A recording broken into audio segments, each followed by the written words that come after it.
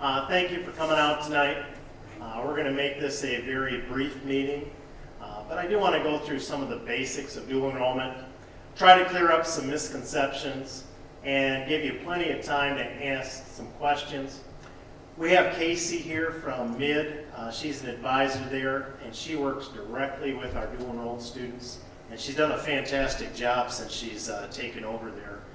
The communication lines have been very good, very good. So I appreciate what she's done, and I appreciate her being here. And she'll be able to answer questions perhaps that I will not be able to. So when it comes to dual enrollment, we start talking about career pathways with our students. And the ideas they have towards their future careers helps guide what we can suggest to them in regards to dual enrollment. And dual enrollment isn't for every student. Some students are pretty confident they're going to go off to college, so they may take some dual enrollment classes. They may even go a step further and accomplish what's called the Michigan Transfer Agreement. That's the MTA. That is a composite of 30 credit hours minimum of about 9 or 10 courses in different subject areas. And if they accomplish that and get a C or better in every one of those courses, they can go to any public college or university in the state of Michigan, and it's supposed to be accepted there, all of it. So it's like getting the university program accomplished at Central, or the liberal arts component at a different college. Some of our students, by their junior year, will make a commitment to stay in for a 5th year after their senior year and being a full-time college student, and that's called our early college program. If they enter into the early college program, they have the opportunity to earn an associate's degree or 60 or more college credits before they graduate officially from high school. If they do the early college program, one of the biggest questions is, well, what about graduation? And they do have the opportunity to celebrate with their cohort prior to the 5th year. And then at the end of the 5th year, we'll have a dinner and a celebration with those that accomplish the early college program. Many of our students here at Shepherd go into the skilled trades, and there are a lot of jobs there right now. And they can go, some of them can go right out of high school and go get hired into some of these skilled trades. Sometimes they combine them. Sometimes they can do some dual classes along with the skilled trades at our CTE program. And we're also going to show you that you can pursue skilled trades even through Mid-Michigan College. The neat thing is we've had some of our students lately go to the 5th year program, and their 5th year program is working on a skill at Mid-Michigan College. That could be CAD, computer-aided drafting. It could be some sort of construction or something like that. Some of our students are headed to the military, and what we do is we try to help them speak with a recruiter to get information, and they can even join some local organizations like the Navy Sea Cadets or the Young Marines, Junior ROTC, lots of different programs for those seeking the military. And as time goes on, we're getting more and more students going directly to the workforce after high school. And the jobs are there, and these jobs are paying pretty well. To be honest, my oldest son found that out. He's working on a skilled trade at MID in the CAD program, but he got hired, and it's good enough money, he said, I'm going to start working there, and that could be a long-term employment opportunity, and then he's going to finish up getting his trade certificate while he's working full-time. So the opportunities are there. Dual enrollment options at Shepherd. One, we have dual enrollment experience. That's where a student may take a couple classes just to get a feel for what college is like and getting used to the rigor. And, after they take a couple classes, then they got a decision to make. One, they might say, wow, if I'm going to continue going to college, I need to make some changes. I need to get more serious. And that's a great, great learning experience. Some do it and they say, you know what? College isn't where I want to go. I want to go do something different. The Michigan Transfer Agreement, as I already explained, is a great opportunity. That's one I feel if you're going to go off to college, there's really no reason you ought to avoid getting the transfer agreement while you're here at Shepherd. And almost every one of these classes is offered right here on our campus. There's only a couple where they would have to leave. Actually, you know what? I think I can say this now. We're making some changes this year. It is actually possible for you to get 30 credits, 1 year of college, the Michigan Transfer Agreement, and not leave Shepherd High School campus. And that's pretty impressive. Not many high schools can offer that. And of course, our early college program, which is the 5th year program. There's been some confusion. Some people think that just because you're in dual enrollment that you're automatically in the early college program. That is not the case. There is an application procedure for you to get accepted into early college, and we look at lots of things like how did you do in your college courses, how did you do on your SAT, what's your attendance like. So we take a look at some of those factors before we allow students to do the 5th year. Here's what a typical pathway would look like. Here at Shepherd, typically 9th graders do not take dual enrollment. Every now and then we get a student who wants to do that and they're ready, and that's fine. But you do not need to. You can wait until your sophomore year and still be right on track. And in fact, we have some students that do not start until their 11th grade year and are still able to get the transfer agreement. So as a 10th grader in the fall, typically our students will take Psychology 101, and that's their introduction to college courses. They can take History 101, and then in the spring they take Sociology 101. They come back the next year as a junior, they're a little bit more mature, they're ready to take Speech, which is Com 101. If they've already earned their high school credit in Algebra 2, they can go on and take Math 212, which is Statistics. And those that have some talent in the math area, they can go on and take Pre-Calculus, Math 124. The 12th grade year, they will jump into the English Composition, which is English 111 and English 112.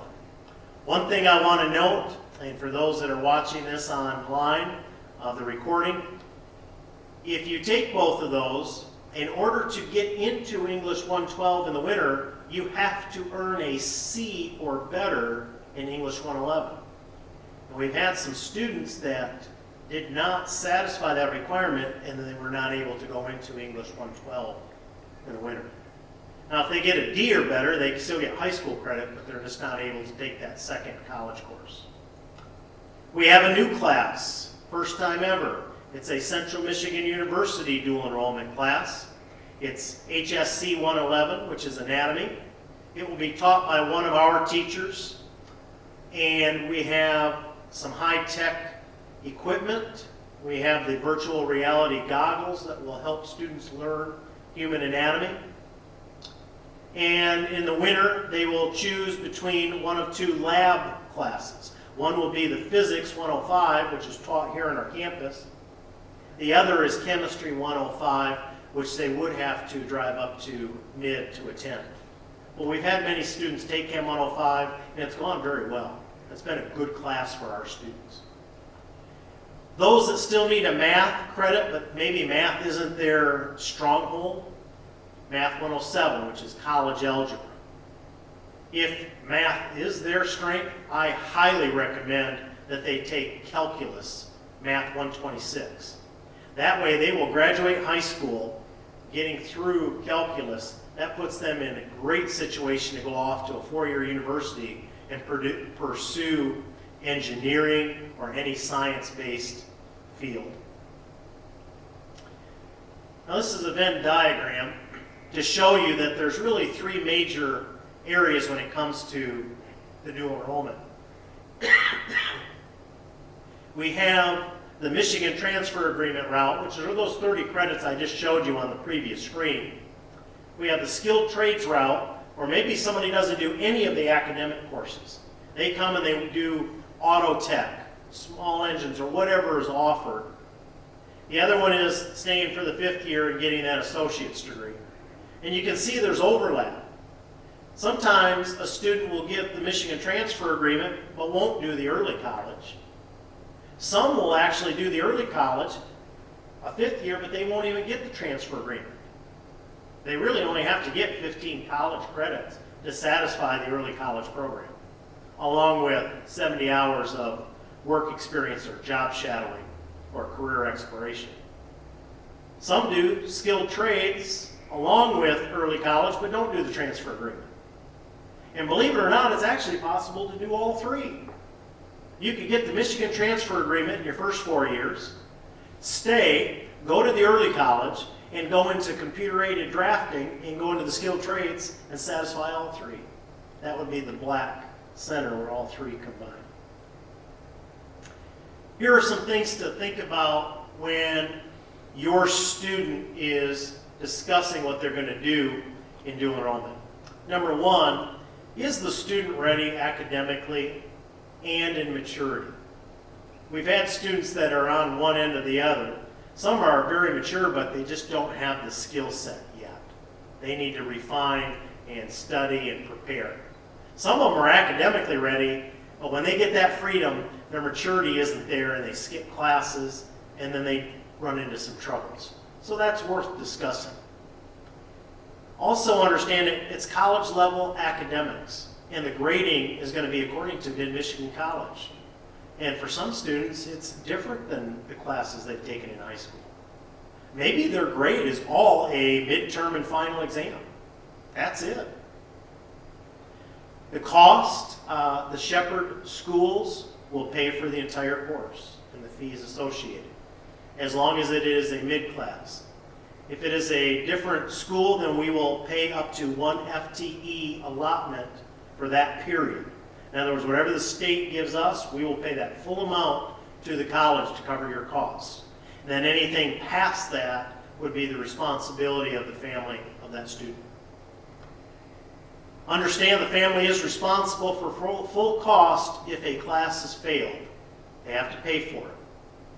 If they withdraw from the course and it's after the deadline, I believe it's usually 5 weeks. After 5 weeks, you decide to withdraw, we can do that. That way it saves a bad grade going on your transcript, but you're going to pay for it. And the other thing to think about is if you're an athlete and we withdraw you, we may or may not be able to get you into a different class. And if you're not a full-time student, you're not eligible to participate in high school sports. Now bringing that up, the laws have changed. If you stay for a 5th year in early college, you are eligible to participate in college sports. If Mid-Michigan has a cross-country team, a basketball team, a baseball team, you can play on that if you're talented enough. Now, you cannot play on the high school teams because your 4 years of eligibility are expired. But we've had a couple students that are at that level that could have gone to mid while they're in early college and done that. What you do in college can affect your transcript, both your high school transcript and your future college transcript. Students are responsible for communication of their performance with parents. I get some updates, but I don't get a big picture of all 150 students that are dual enrolling. It's on them. And then I would encourage the parents, if they are wondering how their son or daughter is doing in the class, say, hey, pull up your Moodle. Show me your grades in your class. And then you've got power over your student to make them follow through and show you. If they say they can't, they don't have access, then you need to press that. Some books are available in our media center. You just go down there and you say, hey, I'm taking this class. Is there a textbook here I can loan out? Most of the time we have one. If not, you can go up to mid, get the appropriate book, bring the receipt back, and we can reimburse up to that FTE amount. Specific details regarding transfer of credits is best answered by advisors from mid. If you know you're going to go to a certain school, like you're going to go to Michigan Tech, and you know it, I suggest that you and your family contact mid, sit down with an advisor and tell them what you're planning to do, and go over the classes with you to make sure that they're going to transfer to that college. Now, CMU typically is really good with transfer of credits. The two schools, Mid and Central, tend to work very well together. So that's been very good. Now, if you're going to the University of Michigan, you better sit down with an advisor just to make sure, because there's probably going to be some classes that may not transfer. The early college opportunity. The best thing I can say for this program is I had my own son do it. And he was very happy that he did it, and as a parent, I was very happy. And there's a lot to it. One, it was one more year before he left. Now he's in Ferris State University. Things are going well. But it's that 1 year of transition time where he's still in my house. He's up at Mid taking classes full time, but he's maturing. That one extra year allows him to grow up a little bit. He starts to see the big picture of money and responsibility. And he was more ready, I think, at age 19 than at age 18. That's just my take. He was very happy to get his classes at Mid. He got through Calc 1, Calc 2, and differential equations. That set him up beautifully to go off to the university and go right into his major. And he was happy about that. As I mentioned earlier, they are able to participate in the graduation ceremony after the 4th year. They are, and here's a biggie, for some people this matters. Students are not eligible for top 10. Now, they still are eligible for merit-based scholarships when they go off to colleges, because they actually enter as an incoming student, even though they might have 60 college credits. They are an incoming student, and they are eligible for the merit scholarships. The top 10 does not determine scholarships that I'm aware of. All the scholarship money is either merit-based on your SAT, GPA, or it's competitive and you fill out an application and they look over everything. Those days when you were awarded for being a valedictorian or a salutatorian, I'm not aware of many of those, if any. Those don't exist anymore. The application for early college is available on our onwardshepherd.weebly website. So is all the information pertaining to dual enrollment. And also this video of tonight's meeting and any question and answers that we have later will be available on that website. You must apply for early college the fall of your junior year, and the meeting will occur in September. I will announce it, we'll broadcast it, I'll have a meeting like this and I'll sit down and answer questions, and then you fill out the application and we accept students. On average, we've had 10% of our population participate in early college. Anywhere from 10 to 13 students per year. That's pretty good. At any time, we have about 150 of our students taking a college course. In the course of a term, we'll have around 250 classes worth of college credits accomplished by our students. We take great pride in that. Our pass rate is 99%.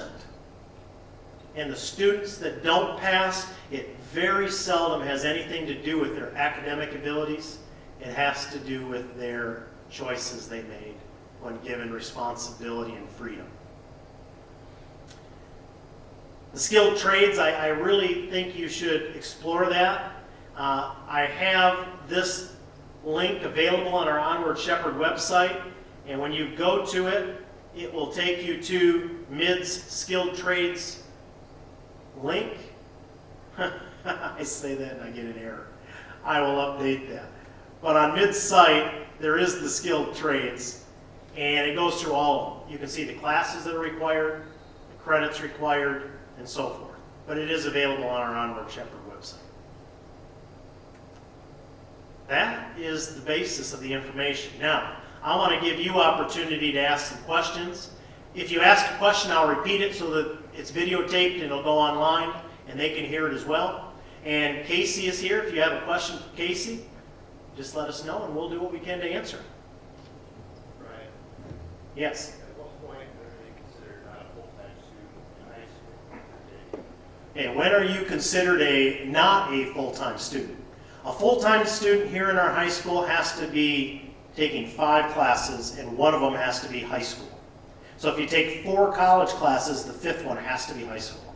You can't take 5. Now, actually, you know what? We have actually had an exception to that. We've had a student that took 4 college classes from us, a 5th high school class, and then they took another dual class on their own and paid for it. So it is possible. So as long as they're taking one high school class, they're in high school too. Yes. Yes. Great question.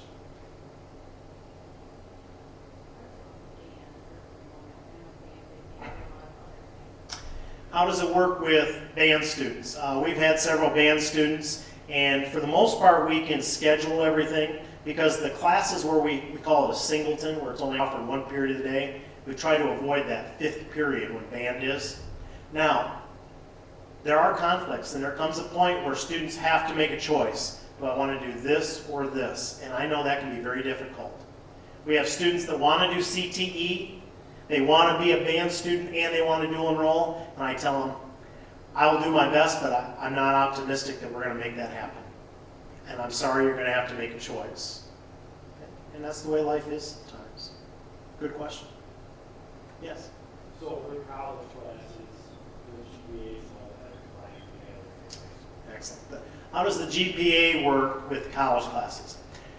Almost every one of our students takes these college classes and counts it toward their GPA. If they do not count it towards high school credit and GPA, it doesn't go, and then they got to make sure they get enough credits to graduate and so forth. So our students have just taken. Now, let's say you know you're going to have plenty of credits to graduate. You got all your requirements, but I'm taking that calc class, and darn it, I want that calc class. I want to get the credit, but I might get a B or C in it, and that's going to lower my GPA. You can take that for college credit only. But what I find, though, as soon as students do that, you know, I know what they end up getting in that class? A higher grade, and they go, why didn't I count it? So, before they start the class, they got to make the decision. And if I do not hear from them, I automatically assume, and I put that right on it, that they're taking it for high school credit, and I check it. Because I have 150 registration forms I do, and what I do is I pull it out of our data system, I run it through a mail merge, and it does it automatically, electronically. I don't meet with 150 students and go over the registrations, I can't do that volume. So if they want to count it towards college only, they need to come see me and just mention it to me, and I'll make it happen. Yes. So also with their GPA, yes, it's going to count towards their high school GPA. It will also count towards their college GPA. So if they fail a class, that is going to affect their college GPA. If they want the MTA, they have to get a C or better. Not a C minus, not a D plus. It has to be a C or better. And on top of that, if they fail a class and they go, I want to continue at mid, let's say for the nursing program, because the nursing program will last longer than early middle college, dual enrollment, anything like that. If you fail so many classes, that will affect your financial aid through mid. So just keep that in mind as you are, we have had some students that are like, well, I've been going to mid, and I got a couple D's, whatever, and then they come back as freshmen and we go, sorry, you're ineligible because it's affecting your financial aid. So just kind of keep that in mind as you are also going through with the GPA stuff. And I'll tell you this, that very seldom is the case. We have very, very small percentage of students that fail. Like I said, we have a 99% pass rate, and probably our percentage of those getting a transferable credit, a C or better, is probably up close to 88-90% of our students. Now, if a student takes the class and they get like a D in it, they can retake that class, and they'll get a better grade. And what we do at Shepherd, which is what the colleges do, I don't know if other high schools do it, if you retake a class at Shepherd that you got below a C, we eliminate the first grade and put the next better grade in there, and it helps their GPA.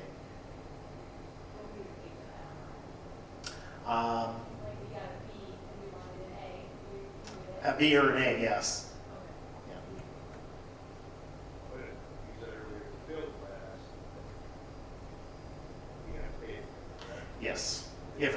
classes failed, by law, the family is responsible to reimburse the entire cost of that course. And I said it has not been a big issue here. Yes. So the grades that you get through the high school, they transfer, but they're really not transferring as grades, right? It's spread. I mean, one of the colleges, if I took a class at mid and transferred to CQ, it's just going to spread.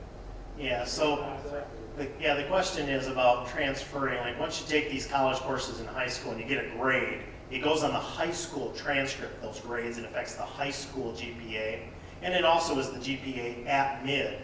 Now, if you take those classes and you transfer to a different university, most of them, I believe, will just say as long as it's a C or better, they take it in as credit, doesn't really count on their grade point average. That's most colleges. You might want to check with the school if you know you're going there just to make sure, but I'm pretty optimistic that's what they will do. Great questions. Yes? Can you go back to that slide where you had the dual enrolled classes for that one now? Is that, you have to take all of those classes for the transfer agreement? Okay, or- so to get the transfer agreement, looking at that layout, you wouldn't have to take all 3 of the math classes there, or all 4 of them that are listed, but those are options. You must take at least one of those math classes. The other thing is you have to have 30 credits. So if you look at all the requirements, it actually comes out to 9 classes, but if those 9 classes don't total 30 credits, you got to take another class to get to the 30 credits. For example, pre-calculus, Math 124 is a 5-credit class. Math 212 is a 3-credit class. They both accomplish the math competency, but one's 2 more credits than the other. The Central Michigan University class is only a 3-credit class, and it does not have a lab. The physics and the chemistry, the physics is a 5-credit class and a lab, so it has a different effect. I meet with every single student who's trying to get the transfer agreement. I meet with them one-on-one. We sit down and we map out what they're going to take when they're a junior. I don't sit down with them as a sophomore. Mr. Huber does. They take their basics, but after that, if they say they want to get the transfer agreement, I bring them down, I meet with them, and we map it all out. So one thing I do have that you are welcome to take home is I brought MID's Michigan Transfer Agreement. These are all of the classes that we do offer. However, those are the only classes that are offered here at Shepherd. So you can get the NTA just by staying here at Shepherd High School. However, we do offer other classes that will count towards the NTA. They just might have to be done on campus and or online, if that makes sense. We have a list here at our website. This is at the Onward Shepherd website. What I did is, when I go to Onward Shepherd, it takes me to the homepage. I built a dual enrollment tab there. When you click the dual enrollment tab, it takes you to these areas and it defines what each thing is. But one of the links is Michigan Transfer Agreement. And when you click that, it pulls up a document listing all the classes and the requirements. So that helps. Now if I go back, I think I can also find the skilled trades. Like better. These are if you're going to dual enroll each year, you have to complete a signature form. So that's a Google form. You got to click that, watch the videos, answer some questions, sign the agreements. Without doing that, you will not be able to register. I listed the classes that are typically taken. Boy, maybe I lied to you about the skilled trades. I thought it was there. I'll find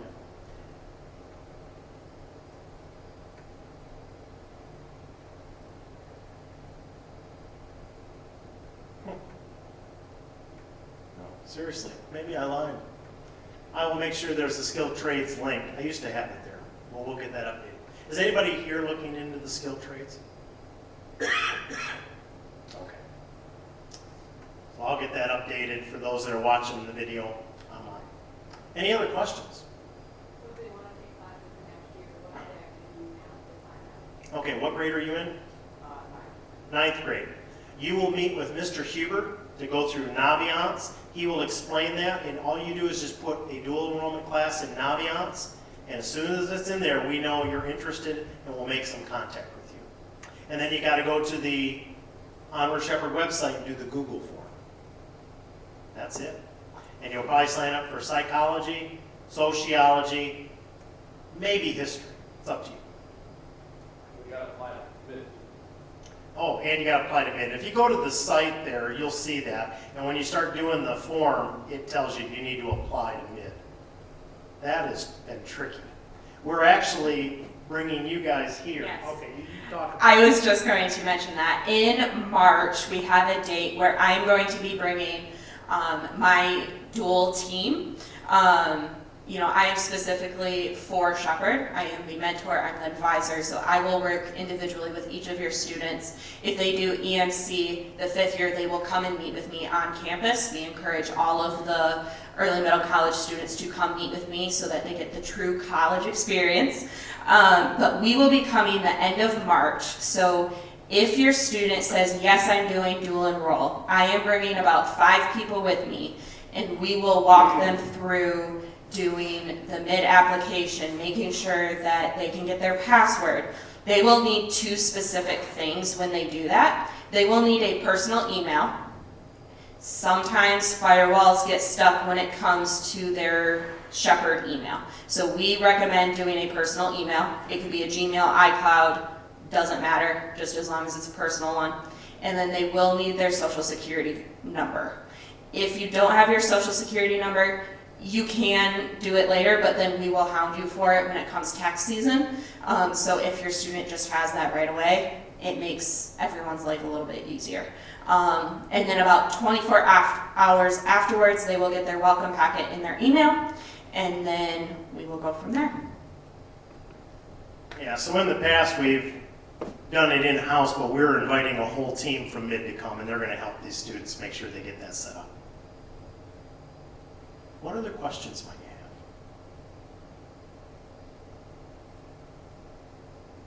have? All right, I think it's a great program. If you haven't done it before, sign up for one class, take it. If you take it the first time and you don't like it, or it's just not for you, we can drop you from it in the winter. We can make changes. But I'm pretty optimistic. If you do it, you'll like it, your confidence will go up. I think it'll affect your overall mental approach to school. You take it more serious, and you see the potential that's out there, and I think it really pushes our students to do great things. So I encourage you to do it. I thank you for coming tonight. If you have any questions after you leave, just reach out. You can get a hold of me at the school. Just call the main number and ask for Brian. They'll send you through to me. Try emailing me. We had a little trouble earlier, but my email is bross@shepherdschools.net. And I really appreciate you coming, and I look forward to meeting with you students, and we'll go over your plan. Thank you. Thank you, Casey, for being here. Thank you, Jason.